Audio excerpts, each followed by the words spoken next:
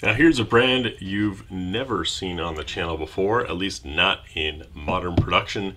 CZ. We've got the P10C with some extra goodies in urban gray coming up next on GB Guns.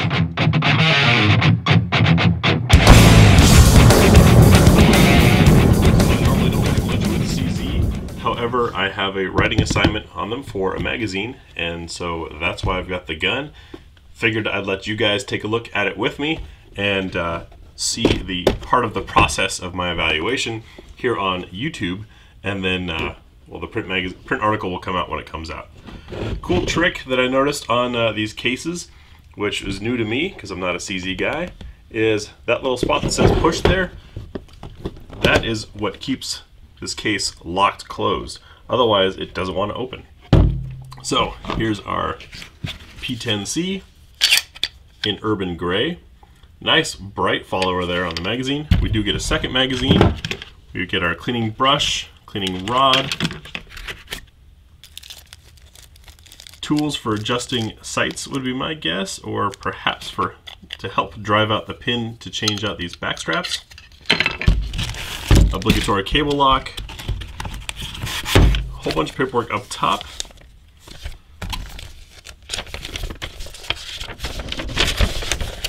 And a printout of the test shots, which is interesting. From a range of 15 meters. That was a 3-shot group. Not too bad. Be curious to see if we can beat that. I didn't know CZ included those. There's our registration card and our manual, which has a fold-up cover with color printing. All the parts labeled, which is nice. Manual is very thick because it's printed in several languages, because CZ sells around the world. Nice pictures there. Let's get this out of the way and take a look at the actual gun, since I know that's why everybody's here. So the P10C has been out for a while. It's nothing brand new to everyone. However, the variants have changed over time. This one is an urban gray, and as you can see, is suppressor ready with a threaded and capped barrel and suppressor height sights. That is a savings in itself for those of you that like to run cans. Finding a threaded barrel is sometimes difficult, and then changing out your sights costs you time and money. These are also night sights, by the way, with a pretty decent picture there, nice and tall. The ergonomics of CZs I've heard a lot about, and I can tell you that in my larger hand this is pretty comfortable. There's plenty of room underneath the trigger guard, and it's nice and rounded, so you don't end up with any of that Glock knuckle syndrome. Let's get back to business and take a look around the gun as we always do. Slide to frame fit up front. A little bit of wiggle, but not much at all. I'd say rather tight for a polymer gun. Our chamber lockup, we do have some vertical play, I'm not too worried about that. Side to side, just minor amounts, and I would say loose enough that it would probably help in feeding rather than be an issue. We have one rail slot, texturing on the front of the trigger guard, which even has a bit of a hook or a ledge for those who like to do the finger up front.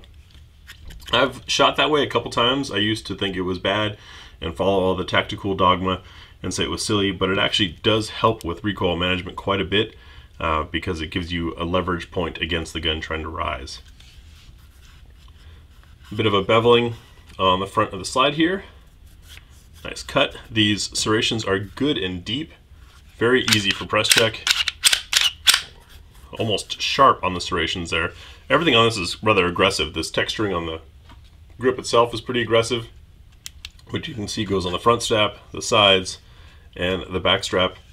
We also have texturing up here, which I like for a memory point for finger straight when not shooting, and also for the support thumb to fit across. That gives you good even hold on the gun.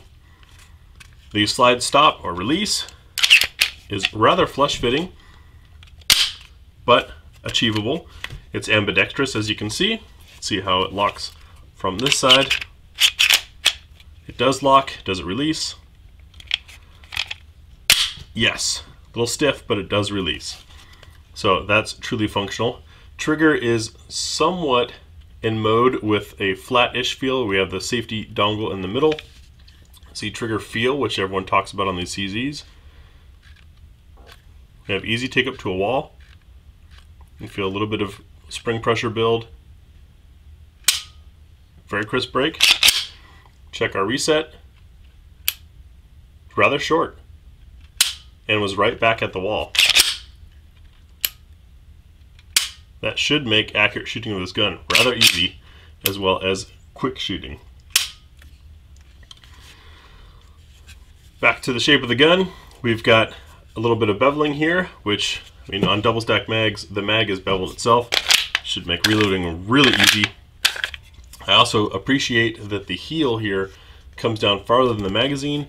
That helps keep your hand getting in the way and the magazine dragging on it when you eject. It also gives you something to hit the mag against when reloading and coming in quickly. So nice touch there. Slide to frame fit in the back. Very, very snug. I mean, almost like a little bit of side to side, but almost like a hand fit 1911. Very nicely built there.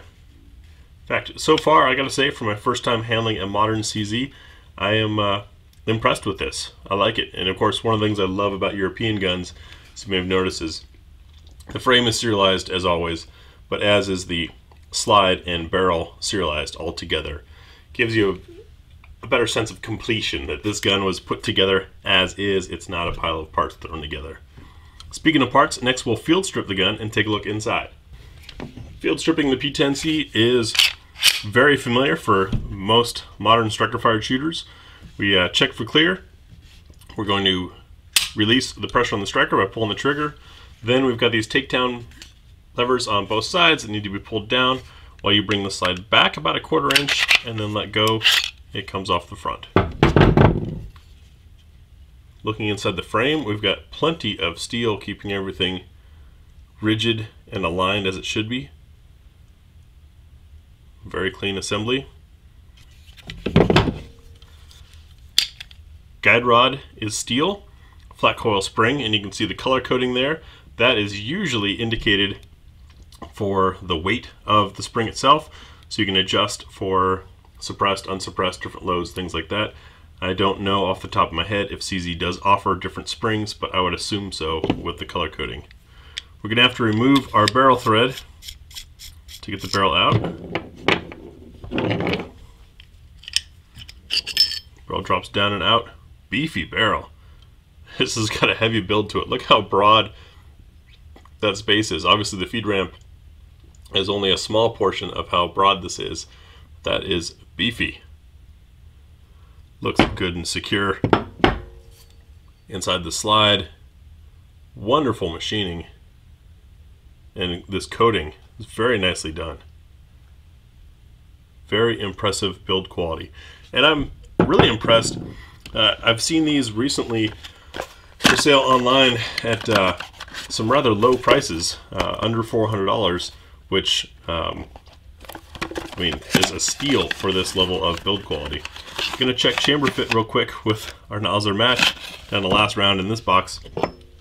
If you're new to the channel or to the concept of chamber fit, I look for chamber support using this match ammunition because I know it's to spec, and then looking around the casing to see how much of it is supported by the barrel. And this is a good, solid, complete support.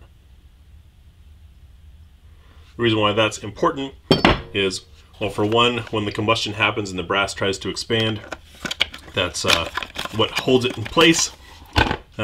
If you have a brass rupture, for example, weak brass, or a weak aluminum, something that's been reloaded too many times, etc., that rupture in a chamber like this from CZ is going to keep all the gases moving forward and push that bullet out, rather than let things blow back into the gun, which can happen on, say, some of the older Glock barrels. Guns where the chamber support isn't as complete there. Good, solid lockup. Man, that is broad. This gun seems to be quite, dare I say, overbuilt. Seems rather tank-like. should be a good duty gun. Now, although the P10C is a compact model, as you can see, I can get my whole hand on it. It is 15 rounds. This model has the +2 extension on it, so we've got 17 rounds, effectively making it a full duty gun. As far as specs on weights and numbers and things, I don't want to waste your YouTube time on that. If you want to find that, go get it from the source themselves rather than believing myself or really anyone else who starts giving you numbers on YouTube. This is the small backstrap. I noticed that they are labeled. We've got the medium and the large. I'm going to drop that pin out real quick, and then we'll take a look at how that affects hand fit on the gun. So we're not going to do the backstrap change, and I'll show you why, and this is a consideration for CZ. So you get the pin most of the way out. Can't get it all the way out for a couple reasons. The instruction manual only says to remove the pin. I've got 2 punches here, a 3/32 and a 1/16. The 3/32 is too small and ends up sliding inside of the pin. The 1/16 is too big, and even if I had the right size, this standard punch set, and I have 2 different punch sets, is not long enough to get it all the way through. Now I could grab some pliers and wrench this out, and that would probably deform the pin and render it unusable in the future. Additionally, you might notice there's some plastic flashing out here. That's because, well, this pin has teeth on it to keep it in place. If I can get the camera to participate. Tacticity doesn't like it either. You can see those teeth there, and they're chewing the plastic out. So in simply trying to change the backstrap, ended up damaging the gun, which I think is kind of uncool. There are much more user-friendly ways to do this. So that is a minus point from me on changing out these backstraps for ideal fit. A little disappointed. It's more like they threw it in there just because, or you're supposed to know and hopefully find one with the right one already installed. But the punches that I have are not long enough or the right size, and I have common American punches. I realize it's a European gun, but it's being sold here in the US market, and CZ has US offices. I would have expected something a little better there. So I'm going to drive this pin back in, and we're just going to run the test with the small as it came with it. You can tell that the medium and large both progressively swell a little further back. They don't change the width at all, they just drive more into the palm. So with that, I'll get this gun back together and we'll get out to the range. Thanks for watching.